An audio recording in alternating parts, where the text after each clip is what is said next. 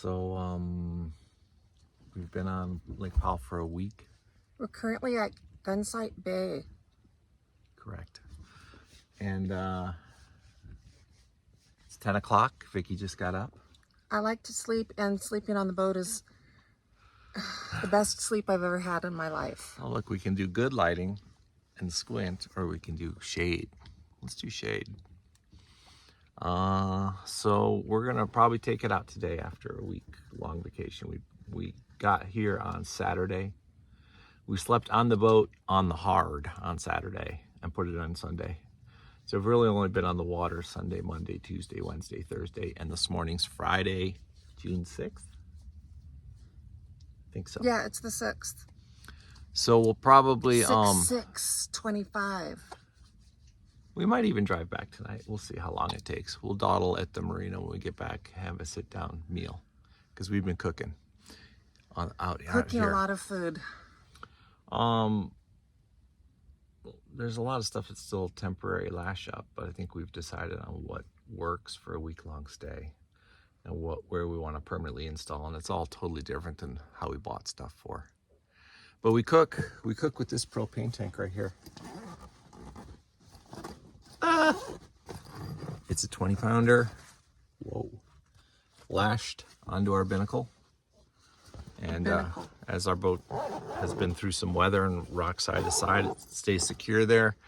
We had an extender metal hose that went down into the cockpit to leave the stove connected. And then we couldn't get gas one day, and we removed it, and we just slid the propane tank right next to the cockpit and did a direct line off the stove, and it started working again. So that's how we used it all week. And it's less cables. We just leave it completely disconnected when we're underway. So we're just storing it in the middle here. And we added some 9-gallon gas tanks in the back in the fuel lockers. Oh, yes. So you don't We have added to do 2 of any those. pit stops. No pit stops. And you can see under the seat, there's a, you can see it or not, there's a 5-gallon. So we got 2 9-gallon Scepters, so we can carry 9 gallons in each fuel locker. Plus we have a 5-gallon that's under the seat. We drained the 9-gallon in the took about 3 days. And then we started to use the second 9-gallon. Then we had a morning we couldn't start yesterday morning we couldn't, our motor stopped. We couldn't figure out why it stopped. So I actually refilled the original tank we were on with the 5-gallon. So now we're running off the remainder of the 5 gallons we refilled it with yesterday. And we'll be able to switch back to the 9-gallon if that runs dry on the way home. But it's nice to have 2 fuel tanks, so when you run out of gas and you're just bobbing on the water, Weeble wobbling, you can just take the fuel line and connect a new one, rather than before we made the change, we just had a 6.6 gallon and we had to refuel it from the 5-gallon on the waves. Almost always predictably right after a wake boat would go by and rock us up and down, making it real challenging. So it turned out that there was no gas problem. It was the kill switch. It was this guy right here. And who discovered that? Vicky.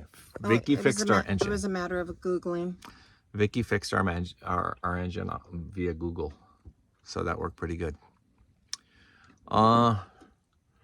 So we actually cleaned out our cabin pretty well over the course of the trip, because it was all stuff we had loaded onto the boat to work on. We switched beds, and I love it much more. Yeah, everybody online said, well, we just use the V berth because it's so difficult to use the rear berth. And we're like, the rear berth is great for 2 6-foot+ people.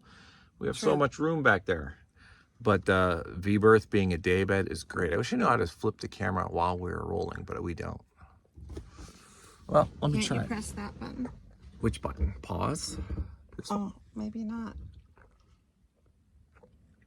Oh, usually you can... That was elegant. All right, that's our bathroom organizer.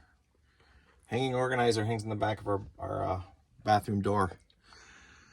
It's been up there for about 8 months now, so the stuff you can reach from the cockpit up here is our snack, our maps, our VHF, and our snacks, and our paper towels, always important.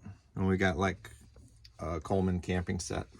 makes it, right? when in pictures the paper towels look like toilet paper, which makes for a bad picture. But you know what? We need to keep them there for comfort level. I was an art major. And then we got our pots and pans and strainers and stuff down here at the bottom where the heavy stuff is. And the big addition on this trip was the new porta potty. Yeah. Nobody wants to talk about the porta potty. But this baby, wait, see, we have to take off the step. And it has a 1950s font. Porta potty. We got a Thetford, the Curve 565E, I guess it is. It's the battery operated one, which everybody says the batteries will break. But I think you can actually just replace this little battery operated flusher. And it's nice. It has 4 gallons of fresh water and holds 5.5 gallons. And here on Lake Powell, they have floating cleanouts. So yesterday we just motored to the one across Padre Bay, and we cleaned out our toilet. So now it's completely empty. Easy. Thank you, Mike. Now our latch is terrible, as you can see. And you might be thinking, well, that's because the extra weight of your whatchamacallit. It was already like that. It was like that when we bought it. I don't know why. It's just a bit, it's drooped over the year. So it doesn't line up, and you have to, and of course in the side pocket down here is where we keep all our cutlery.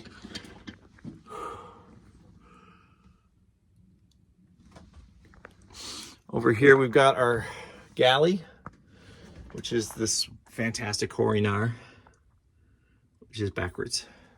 But it's a glass top, and it's got these little suction cup feet. And when the boat goes up on 25 degrees, it doesn't go anywhere. As a matter of fact, when the boat's been up on 25 degrees, this Coleman's actually stayed in this burner. Although we're done with percolating camping coffee pots, we're probably switching over to French press like we use at home. It's a terrible cup of coffee. We don't like it. It was terrible. So we ended up switching over to Trader Joe's Instant because the percolator got removed and we just used it for boiling water. Boo! The sink is the original right now. Little pumpy job. I put a new tube on the bottom, going to a brand new Bay, a brand new Defender water bag. And we like that okay for washing your hands, but if we're doing any hardcore washing, we have a second water system I'll show you. But that just runs down through a brand new tube under the sink, and we have the Defender 5-gallon bag back there behind this bucket. And then the bucket we line with plastic trash liners, and that's our. Under the sink you find our water bag, our bucket for baling large volumes, which acts as a trash can during the day. And under that is our hand bilge pump, which we used to clean out the bilge the other day when we installed the other water system, which is right next door. Boat vocabulary. A lot of boat vocabulary, yeah. And of course we have our stock Macgregor shelves here with our winch, our flares, magic eraser, and SOS pads.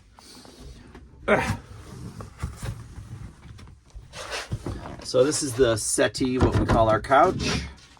And we have 2 extra fenders in there because we only ever have one side rigged at a time, but we've had to use these in a pinch, in a storm, I should say.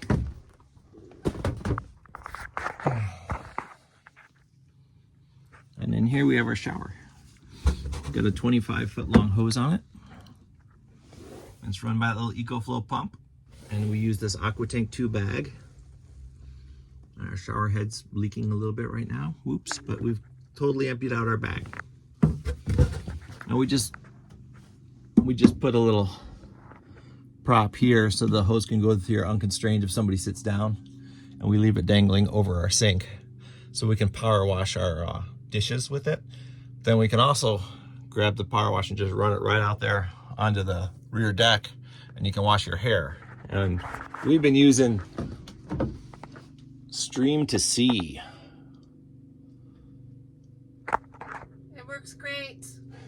we both really like it. We heard that all the Coral Safe shampoo conditioner was terrible. We tried this one. We're like, man, if this wasn't so expensive, we'd use this at home. It's what we keep it above the sink for sanitizing our hands whenever we touch dirty stuff. It's great for a scrub and it's great for shampoo for our purposes. Whoops. So that's pretty much all we have to access this settee for. We'll probably use more storage, but when it's full of water, it fills, that water tank fills up half this hole. So for now we leave depleted. So why did we have to use the bilge pump? It wasn't from filling up with water. It was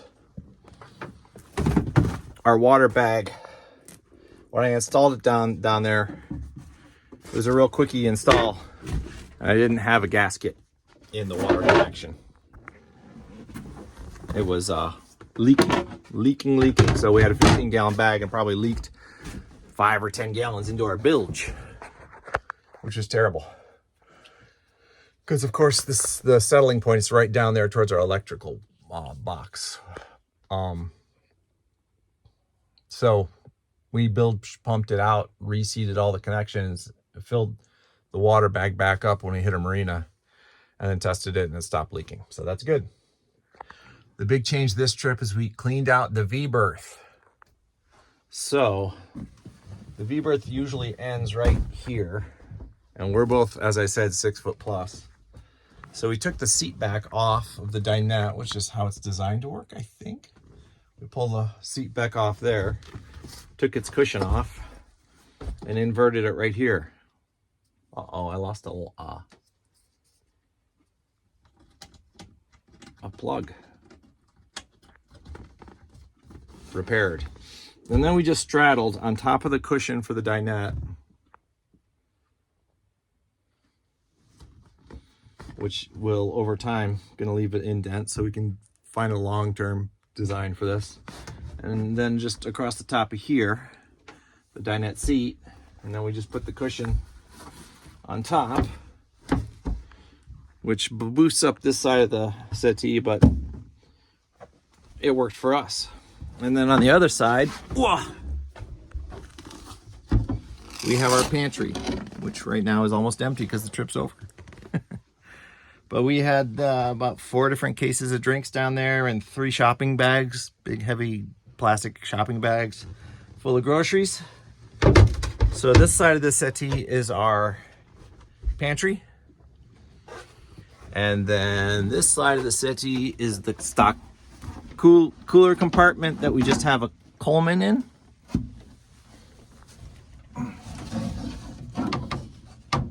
And the trick here is we always have to swing the cushion out so it doesn't get blocked by its seat back. And lift it up.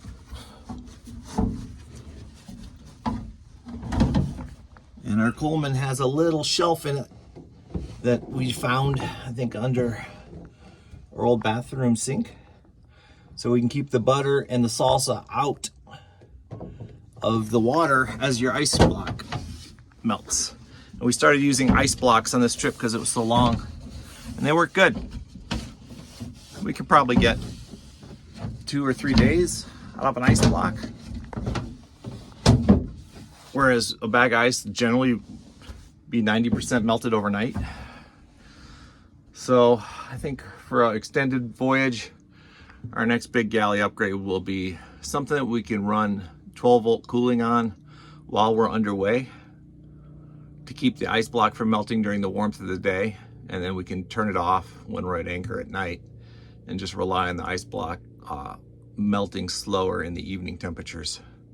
I don't think we don't want to add our electrical load for running a refrigerator 24/7. I don't think that's really realistic for the size boat.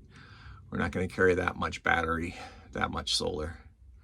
But we can definitely, keeping an external cooler running on the ice block will keep it from melting as fast, but we'll still dominate our cooler with a large chunk of ice, and just we refrigerate, 4 or 6 drinks at a time. And just keep the rotation going. When you drink one, put another replacement in. So the V-berth has been a boon, because this is what we refer to as our day bed. It has a theme song set to the tune of Dayman from It's Always Sunny in Philadelphia, because it's been such a boon for us, and it gives us our skylight. And you'll see this fantastic bit of engineering we did to hold the skylight up, which is held up in very strong winds. It is actually a battery. It's actually the stock battery restraint from our battery compartment, which was for a different size battery than what the boat came with. So I removed it when I looked in there and saw the replacement battery was actually just sitting in there on the floor of the bilge instead of up on the what you call it, water ballast tank. So it's working well. It's great to be able to pop out of the hatch, have an alternative way to get through the boat, since it's really only wide enough for one of us standing in the main channel here.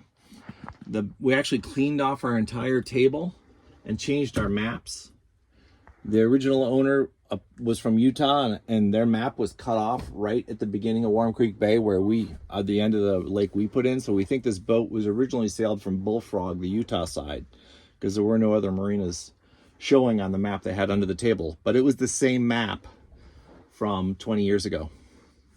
So the new one has more detail on it. More stuff has been added.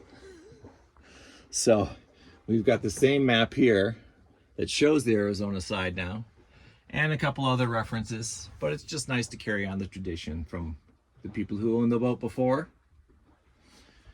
And we have, just in case we need it as we get deeper into June and July. It's only early June right now. We've got a little swamp cooler here you fill up with water, and we've got a USB powered van. These both plug into USB, which is our main powering source on the boat. We've got our Binocs, and we got our Thetford toilet paper. The current snacks of the day. And then all of our projects are stored underneath the table. We don't swing our legs under the table, because right now that's where all the mess is hiding. We've got a heater under there. We've got the chart plotter and depth finder, which we were going to install, but we bought one that comes with radar, which is way overkill for this lake. But the radar mount got delivered yesterday in Tucson. My daughter had to go over to the house and bring it in from the front porch. So we're just going to install the whole thing at once. Mount the radar. What brand is it? Scanstrut 20. Mount goes on our mast. Then we have 4 bolts that go on the bottom of the dish. Cable comes down. That's going to be the job, is running it through our liner back to our binnacle and mount our chart plotter on the binnacle. So we'll have depth and radar on the chart plotter, because we're mostly navigating by iPad, but it's iPad with Starlink. And we had a little episode with our Starlink too. And we have our heater down there from our November trip. And we can just basically run it off the same propane tank. And in the under storage, that's our long-term storage, we have our spare water lines, spare electrical cable for shore power, spare gas lines, and there's a hot water heater in there that we haven't been using. We haven't switched to hot water. That's the lap of luxury. We'll get there. And of course our dive bag, which we have used going down and inspecting our swing keel, which was fine. It's been working well on our sailing outings. So back here, the old V-berth that we had all cleaned out for our trip is where we relocated our bags for this trip. So out of the sail locker that is the V-berth, we took our new mainsail and our mast raising pole, and that's well, we don't have a boat hook. We use a boat brush, but it's one that you screw a hose into one end, and it has an on-off switch, and then it shoots the water out the other end. So you can just, at our storage space, we have water that you can screw a hose onto. So that's how we can fill up our water tanks before we go. before we pull it out of the storage lot. And that's how we can scrub off our deck when we put her away, because we've got water right there at the storage, and we spray down the hull that way too. So this is our one tool that does everything.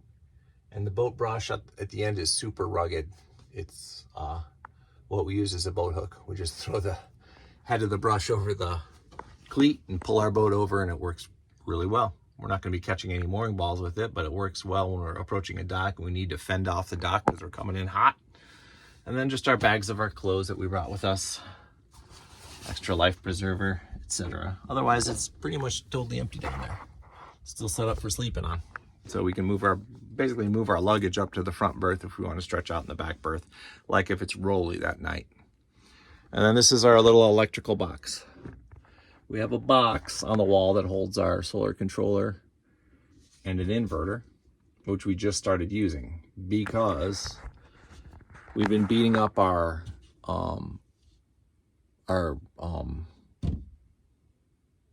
Starlink cords. We have a PVC post on the back with the Starlink mounted on top well above the bimini, so it's got a clear shot of the sky at all times.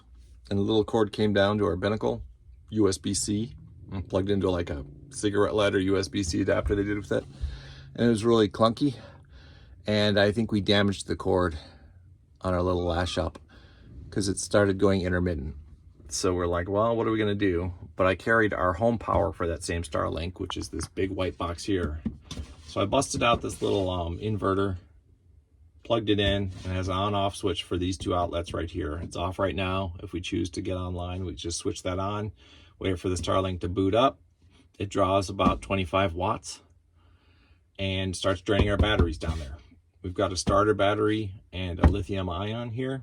And then we've got this controller, which I mounted on a little plastic box up out of there because, as I said, the tops of the batteries are safe water line right now. So we need just nylon strapped in so they don't shift to the side. But if the water gets above those in our bilge, it'll come out this holes where the old straps were. And then I didn't want these up against the wall in the bilge because then we'd swamp out our electronics and short it all out. So we got this little box that has a cover that goes over it, but I'm running it open right now. I think we're gonna end up mounting this inside here. So we'll have the controller and the inverter inside here. And it's got the USB outputs and the 12 volt outputs over here stay on all the time.